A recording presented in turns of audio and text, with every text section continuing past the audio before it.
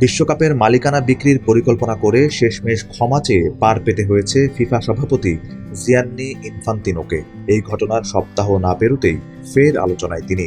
এই দফায় ফিফা সভাপতির বিরুদ্ধে অভিযোগ, উয়েফার জেনারেল সেক্রেটারি হিসেবে দায়িত্ব পালনকালীন কথিত প্রেমিকাকে অর্থ সহায়তা দিয়েছিলেন তিনি। ব্রিটিশ সংবাদ মাধ্যম টেলিগ্রাফের এক অনুসন্ধানী প্রতিবেদনের পর এ নিয়ে এখন তোলপাড় বিশ্ব ফুটবল। ওই প্রতিবেদনে বলা হয়েছে, ইউরোপীয় ফুটবলের সর্বোচ্চ সংস্থা উয়েফায় শীর্ষ পদে থাকাকালীন এক নারী কর্মীর সঙ্গে সম্পর্কে জড়িয়েছিলেন ইনফান্তিনো। সম্পর্ক চলাকালে পদোন্নতি এবং উয়েফা ছাড়ার আগে ওই নারীকে লাখ লাখ পাউন্ড অর্থ দিয়েছিলেন তিনি। শুধু তাই নয়, ইনফান্তিনোর নির্দেশে ওই নারীর MBA ডিগ্রির যাবতীয় খরচও বহন করেছিল উয়েফা। এমনকি উয়েফা ছাড়ার পরও নিজের প্রভাব খাটিয়ে ওই নারীর জন্য অন্য এক প্রতিষ্ঠানে উচ্চ বেতনের চাকরির ব্যবস্থা করে দিয়েছিলেন ইনফান্তিনো।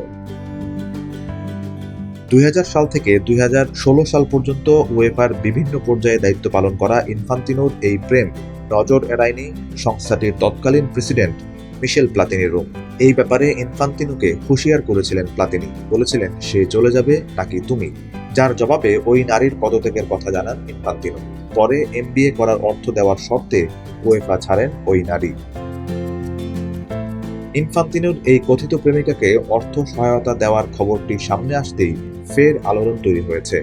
সমালোচকদের প্রশ্ন, ওই নারীর পেছনে যে অর্থ খরচ হয়েছে সেটিও কি উয়েফার ফুটবল উন্নয়ন ব্যয়?